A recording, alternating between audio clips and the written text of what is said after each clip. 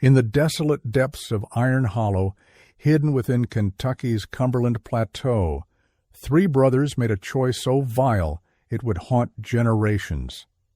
In 1895, Jedediah, Obadiah, and Malachi Shepherd forged the Forbidden Pact, sacred unions with their own sister, mother, and aunt. For 25 years, the family's monstrous secret festered in isolation, the snow sealing their sins from the world. But when 16-year-old Elspeth escaped in 1918, her broken words drew Sheriff Silas Blackwood into a nightmare. What creed could twist faith into depravity? What horrors lay buried behind their homestead, and what still lingers in Iron Hollow's cursed soil? Subscribe to Stand With Us as we document the stories, history buried in silence, and tell us in the comments where you're watching from and your local time.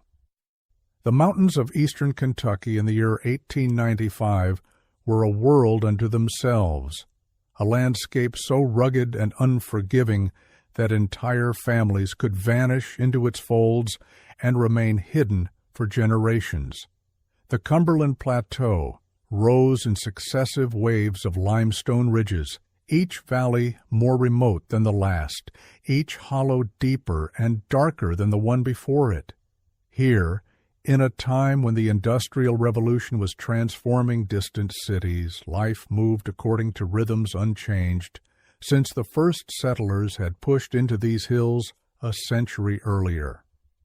Families cleared small patches of forest, built rough cabins from chestnut and oak, and survived on what they could grow, hunt, or trade at distant settlements reached only after days of arduous travel. In winter, when snow drifted 6 feet deep between the ridges, isolation became absolute. A person could live and die in these mountains without the outside world ever knowing their name. Iron Hollow was among the most remote of these valleys, a place spoken of in hushed tones even by those who lived in neighboring hollows. The valley itself was a geological anomaly, accessible only through a single narrow gap between two towering limestone cliffs that seemed to guard its entrance like sentinels. Once inside, the hollow opened into a bowl, perhaps 2 miles across, ringed entirely by sheer rock faces that rose 300 feet on all sides. A cold stream ran through its center, fed by springs that never froze even in the hardest winters. The trees grew so dense here that sunlight reached the valley floor only at midday, and even then in scattered patches. Local hunters avoided the place, claiming the deer that wandered in never found their way back out. The few who had ventured to its depths spoke of an oppressive silence, as if the hollow itself absorbed sound. It was in this natural fortress, in this place where geography itself enforced secrecy, that the Shepherd family had established their homestead sometime in the 1870s. The patriarch who first claimed this land was a man named Ezekiel Shepherd, a defrocked preacher who had fled civilization with his family after being expelled from his congregation for teachings deemed heretical even by the loose standards of frontier religion. Ezekiel preached that the world beyond the mountains was damned, corrupted beyond redemption by commerce and progress and the mingling of bloodlines. He believed his own family represented a pure strain, a chosen seed that must be protected at all costs from contamination by outsiders.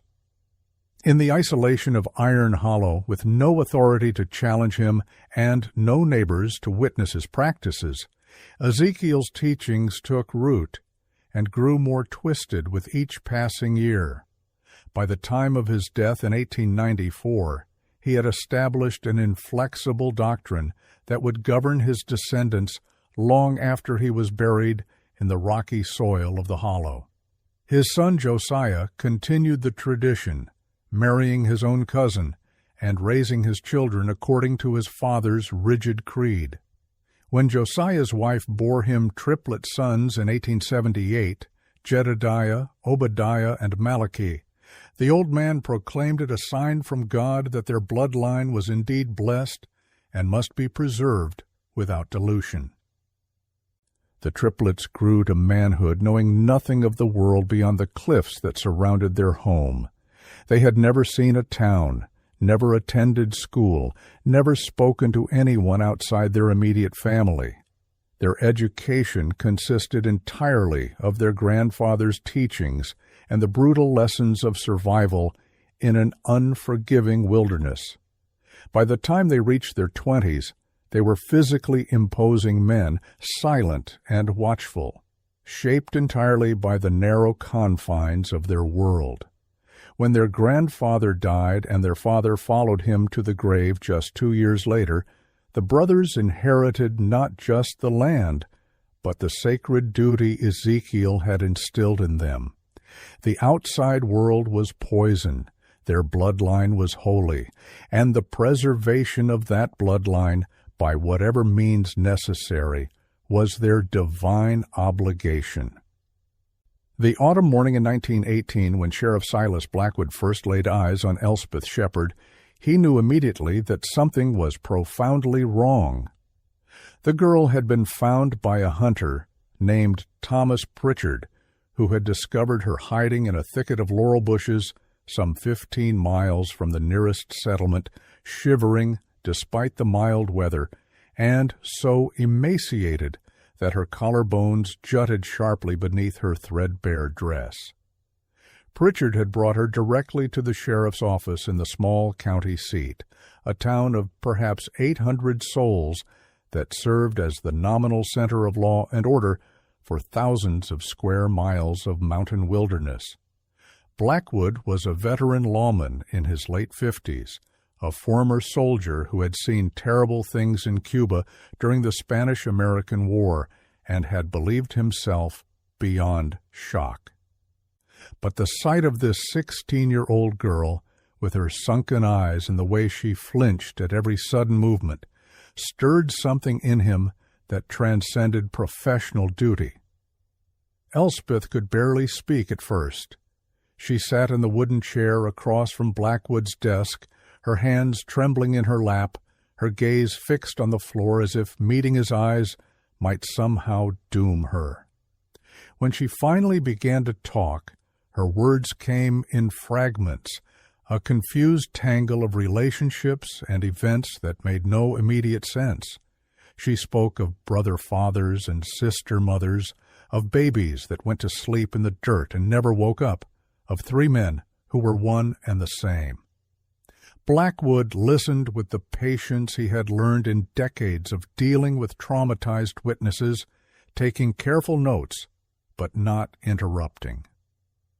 He had dealt with plenty of mountain families whose isolation had bred unusual customs, but there was something in Elspeth's halting testimony that suggested horrors beyond mere eccentricity. She spoke of Iron Hollow as if it were a place outside the normal world, a valley where different laws applied and where escape was something she had attempted 3 times before finally succeeding. Blackwood sent for Dr. Alastair Finch, the county's only formally trained physician, a serious man in his early 60s who brought to the mountains a rational scientific perspective often at odds with local superstition. Dr. Finch's examination of Elspeth took place in the small infirmary room behind his office, while Blackwood waited in the hallway, smoking his pipe and considering the implications of what he had heard. When the doctor emerged nearly an hour later, his expression was grave. The girl showed signs of severe and prolonged malnutrition, he reported, as well as evidence of physical abuse consistent with years of harsh treatment. Her teeth were rotting from lack of proper food. Her spine showed signs of developmental damage likely caused by carrying heavy loads during her formative years. She had clearly lived a life of extraordinary hardship and her account, however confused, deserved to be taken seriously. But taking it seriously meant venturing into territory that made even Blackwood uncomfortable. The Shepherd family of Iron Hollow was known to him only as a local legend, one of those strange mountain clans that kept entirely to themselves and were spoken of in the same breath as ghost stories and old wives' tales. The few who claimed to have seen the Shepherds described them as silent, imposing figures who appeared perhaps once a year at a distant trading post to barter furs and ginseng for salt and ammunition. They never stayed long, and they never spoke more than absolutely necessary. Most locals believed it was best to leave such families alone, that the mountains had always harbored people who lived by their own rules, and that interference only led to bloodshed. Blackwood himself had generally subscribed to this philosophy, but Elspeth's testimony and Dr. Finch's medical findings left him with no choice. If even half of what the girl described was true, then something unspeakable was happening in that hollow, and it was his duty to investigate. The problem was that he had almost nothing to go on beyond the word of a traumatized teenager whose story sounded like something from a fever dream. No one in the county had ever set foot on the Shepherd property. No one knew how many people lived there or what conditions might exist behind the natural walls of Iron Hollow. When Blackwood asked around town for men willing to accompany him on an investigative expedition, he found few volunteers. The mountains were dangerous, the Shepherds were said to be heavily armed, and most importantly, there was a deeply ingrained cultural reluctance to interfere in family matters, no matter how strange those matters might be. In the end, Blackwood managed to assemble a reluctant posse of 3 deputies, young men who trusted the sheriff's judgment more than they feared mountain superstition. In early October of 1918, as the leaves began to turn gold and red across the ridges, they set out for Iron Hollow with Elspeth's fragmented directions as their only guide. The journey to Iron Hollow took an entire day of hard travel through terrain that seemed designed to discourage visitors. Blackwood and his 3 deputies followed old game trails that wound between ridges thick with mountain laurel and rhododendron, crossing and recrossing the same cold stream that would eventually lead them to the valley.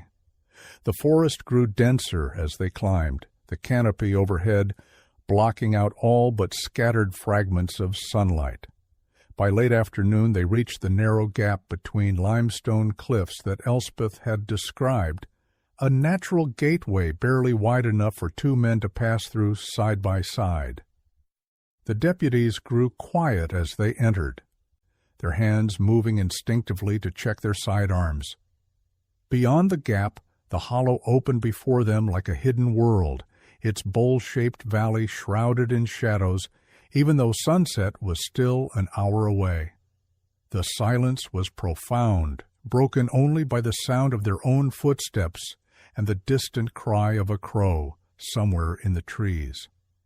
The Shepherd homestead sat at the far end of the valley, a collection of rough structures built from logs chinked with mud and moss. The main cabin was larger than Blackwood had expected, a 2-story affair with a stone chimney from which no smoke rose despite the autumn chill.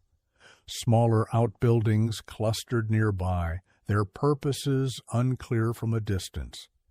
As the lawmen approached, 3 men emerged from the cabin and stood waiting on the porch, silent and identical in their weathered clothing and dark beards.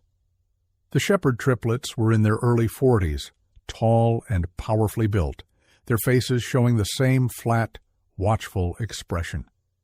Behind them in the doorway appeared an older woman, her gray hair pulled back severely, her eyes hard as flint. Matilda Shepherd regarded the intruders with no visible emotion, as if the arrival of the law was neither surprising nor particularly concerning. Blackwood identified himself and stated his purpose clearly. He had received a report of possible wrongdoing and was here to investigate the welfare of the family's members. The brothers said nothing. It was Matilda who spoke, her voice rough from disuse but perfectly intelligible. They had no need of the law here, she said. They lived according to God's commandments as handed down by their patriarch. The girl who had run away was touched in the head, given to lies and disobedience. She had shamed her family, and they were better off without her. The brothers nodded in unison at their mother's words, a gesture so synchronized it seemed rehearsed. When Blackwood pressed to see the other members of the household, Matilda's expression hardened. There were no others, she claimed, just herself and her sons, living as they always had, bothering no one and asking nothing of the world. But Blackwood had not survived 2 decades as a lawman by accepting obvious lies. He insisted on searching the property, invoking his legal authority under Kentucky law to investigate allegations of criminal activity.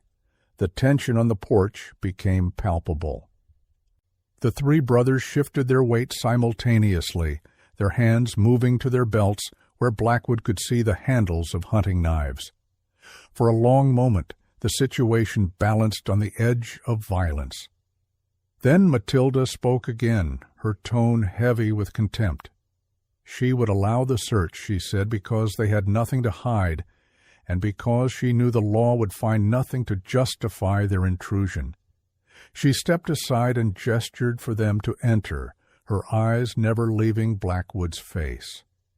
The interior of the main cabin was dim and sparse, lit only by what little daylight penetrated the small windows. The air smelled of wood smoke and something else, something organic and unpleasant that Blackwood couldn't immediately identify. The main room contained a rough table, a few chairs, and a stone fireplace. A ladder led to a loft above. The deputies searched methodically, their boots echoing on the worn floorboards, but found nothing obviously incriminating. No weapons beyond what any mountain family might own, no signs of struggle or imprisonment. Yet Blackwood's instincts screamed that something was wrong.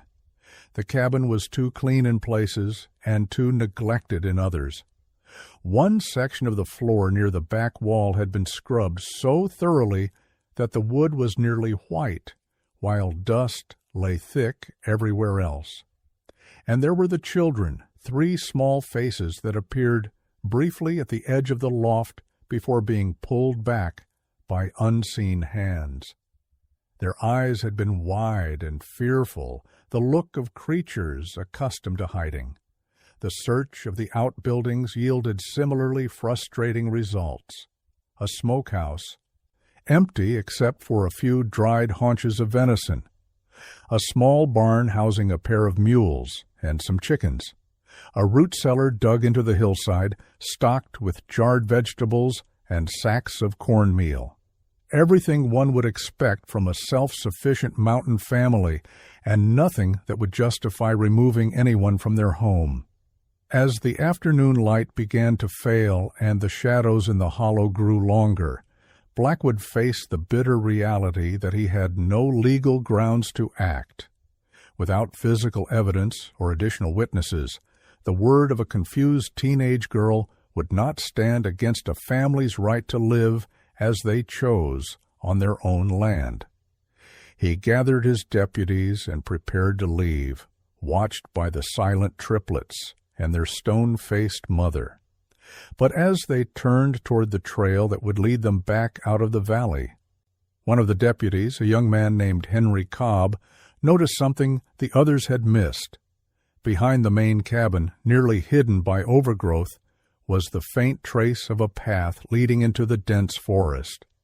Deputy Henry Cobb, was the youngest of Blackwood's men, barely 23 years old, and possessed of the sharp eyesight that comes with youth. He had been studying the tree line behind the cabin, troubled by something he couldn't quite articulate, when he noticed the path. It was barely visible, more an absence of undergrowth than a deliberate trail, but it led deliberately away from the main homestead into a particularly dense thicket of mountain laurel. Blackwood ordered the shepherds to remain where they were and followed the path with his deputies, their hands now openly resting on their revolvers. The brothers moved as if to follow, but Matilda placed a restraining hand on Jedediah's arm and spoke a single word that stopped all three in their tracks. The lawmen pushed through the laurel, branches catching at their clothes, until the forest opened into a small clearing, perhaps 50 yards from the main cabin. What they found there would haunt Blackwood for the rest of his life. A second cabin stood in the clearing, smaller than the first, and in terrible disrepair. Its roof sagged dangerously in the middle, and several of the logs in its walls had rotted through, leaving gaps that let in wind and rain. But it was clearly inhabited. Smoke rose from a crude stone chimney, and through the gaps in the walls, Blackwood could see movement inside. He called out, identifying himself as the Law, and after a long silence, he heard a woman's voice, thin and uncertain, asking if they were truly from outside the hollow. When Blackwood confirmed that they were, the door opened slowly to reveal a sight that defied comprehension. Two women stood in the doorway, both malnourished to the point of emaciation, their clothing little more than rags. The older of the two, a woman Blackwood would later identify as Patient Shepherd, was perhaps in her late 50s, her hair completely white and her face marked by a lifetime of hardship. The younger woman, Eliza, appeared to be in her late 30s but looked far older, her eyes holding the vacant expression of someone whose spirit had been broken long ago. Behind them, in the dimness of the cabin's interior, Blackwood could see children, at least 6 of them, ranging in age from infants to young teenagers. Several showed obvious signs of severe developmental problems, their features marked by the telltale deformities that come from generations of inbreeding. The smell that wafted from the cabin was overwhelming, a mixture of human waste, sickness, and despair. Patience was the first to speak, her words tumbling out in a rush, as if she feared she would not be allowed to finish.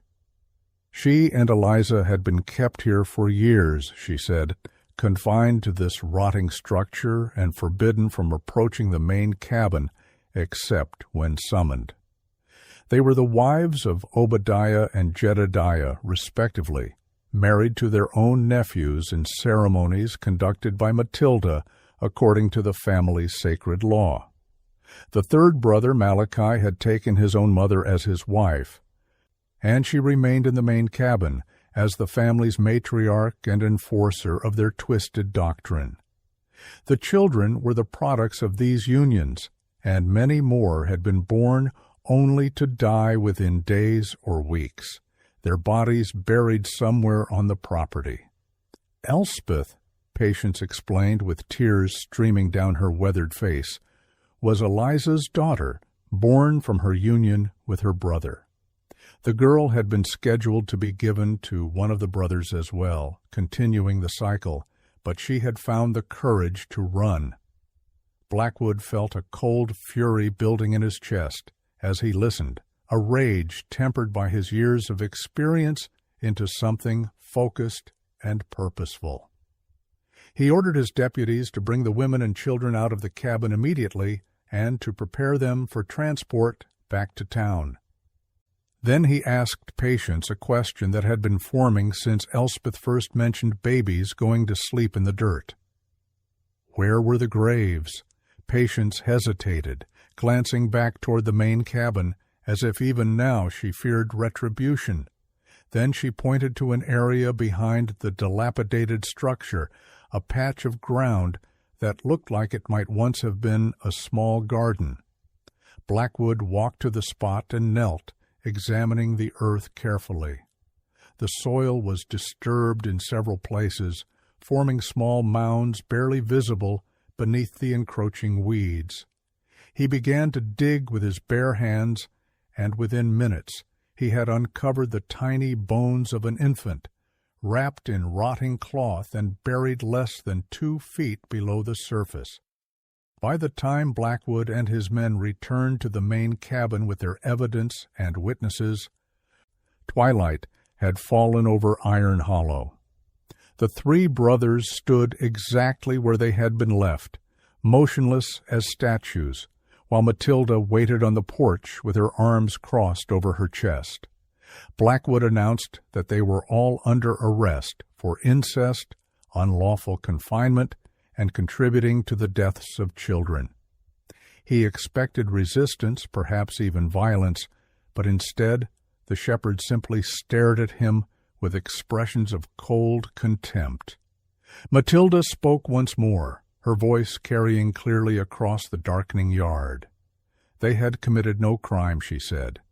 They had obeyed the laws of their patriarch, laws that superseded any earthly authority. They had kept their bloodline pure as God commanded, and if the world could not understand that, then the world was damned. The brothers nodded in unison, and for the first time since Blackwood had arrived, they spoke, their voices so similar as to be indistinguishable. They had done their sacred duty, they said, and they would answer to no law but their grandfathers. The trial of the Shepherd family began in the spring of 1919 and became a sensation that drew spectators from across the state. The small courthouse in the county seat had never seen such crowds, with people lined up before dawn to secure seats in the gallery. Newspaper reporters arrived from Louisville and Lexington, their lurid accounts of the case spreading the story far beyond the isolated mountains where it had occurred. The prosecution presented a case that was as straightforward as it was horrifying. Dr. Finch testified about the physical evidence of long-term abuse and malnutrition he had documented in the surviving women and children. Sheriff Blackwood methodically described his investigation, presenting photographs of the dilapidated second cabin and the unmarked graves. Elspeth took the stand and told her story in a stronger voice than she had possessed that first day in the sheriff's office, her testimony corroborated in every detail by Patience, and, more reluctantly, by Eliza, whose psychological damage made her a heartbreaking witness. But it was the defense's case that truly revealed the depth of the Shepherd's conviction. Their court-appointed attorney, a man named Walter Grissom, who had drawn the assignment with evident reluctance, attempted to argue diminished capacity due to extreme isolation. The Shepherds, he claimed, had been raised in conditions so removed from civilized society that they genuinely did not understand their actions to be criminal. It was a reasonable strategy given the circumstances, but the Shepherds themselves undermined it at every turn. They refused to show remorse or even acknowledge that their actions were wrong. When Jedediah took the stand, he spoke with a chilling certainty about the purity of their bloodline and the sacred duty they had fulfilled. His grandfather had received divine instruction, he testified, to preserve their family untainted by the corrupted world. They had obeyed that instruction faithfully, as any righteous man would obey God's commandments. The children born with defects, he said without emotion, were tests of their faith, and the deaths were God's will. Matilda's testimony was even more disturbing. She showed no hint of maternal feeling when discussing the suffering of her own daughter and sister-in-law. Instead, she spoke of them as vessels for the continuation of the bloodline, necessary participants in a sacred duty.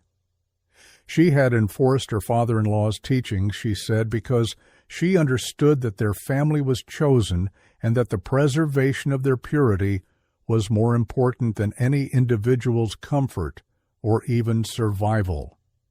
When the prosecutor asked her if she felt any regret for the children who had died, she responded that all life and death was in God's hands, and that the weak who perished had simply not been meant to carry the bloodline forward. The courtroom fell silent at her words, the spectators seemingly unable to process such absolute conviction in the face of such obvious cruelty. The jury deliberated for less than 4 hours before returning with guilty verdicts on all counts. The Shepherd brothers were sentenced to life imprisonment at the state penitentiary in Eddyville, a brutal facility where they would spend their remaining years in adjacent cells, still united in their belief that they had done no wrong. Matilda was sentenced differently. The judge, after hearing testimony from Dr. Finch about her psychological state, determined that she was both a perpetrator and a victim, a woman so warped by her own upbringing and isolation that she could not be held entirely responsible for her actions. She was committed to the Western State Lunatic Asylum in Hopkinsville, where she would spend the next decade before dying of pneumonia, never having renounced the beliefs that had led to such tragedy. The surviving women and children faced uncertain futures. Eliza and Patience were deemed incapable of independent living after their years of captivity and abuse. They were placed in church-run institutions where they received care for the remainder of their lives, though neither ever truly recovered from their ordeal. The children presented an even more complex problem. Those with severe developmental issues required permanent institutional care. The others, including Elspeth, were placed in state guardianship and given educations meant to prepare them for lives outside the only world they had known. Elspeth herself showed remarkable resilience, learning to read and write and eventually finding work as a seamstress in a town far from the mountains. She never married and never returned to Kentucky, living a quiet, solitary life until her death in 1967. In her later years, she gave a single interview to a local historian in which she spoke of her childhood as if describing someone else's life, a nightmare from which she had finally awakened. The Iron Hollow homestead met its own dark end. After the trial, locals avoided the property entirely, regarding it as cursed ground. The cabins fell into further disrepair, and within a few years, someone, their identity never determined, set fire to the structures. The flames consumed both cabins completely, leaving only stone foundations and chimneys standing among the trees. The land itself was never claimed or sold, remaining a forgotten pocket of wilderness within the national forest that was established in the region decades later. Today, hikers occasionally stumble upon the ruins, unaware of the horror that once transpired there. The graves of the infants were never properly marked, their exact number never definitively established, though estimates suggest at least a dozen children died as a result of the Shepherd family's practices. The case of the Iron Hollow Shepherds remains a dark chapter in Appalachian history, a reminder of how geographic isolation and absolute conviction can create worlds with their own terrible moralities. It speaks to the dangers of insularity, of belief systems so rigid they override the most basic human compassion, and of how evil can flourish when hidden from the light of outside scrutiny. Sheriff Silas Blackwood retired 3 years after the trial, haunted by what he had discovered in that hidden valley, but satisfied that he had answered the call of duty when it mattered most. The courage of one teenage girl, desperate and terrified but determined to escape, had been enough to crack open a generational nightmare and bring it finally into the light. In the end, that courage was the one redemptive thread in a story otherwise defined by suffering and darkness, a testament to the resilience of the human spirit even in the face of unimaginable horror.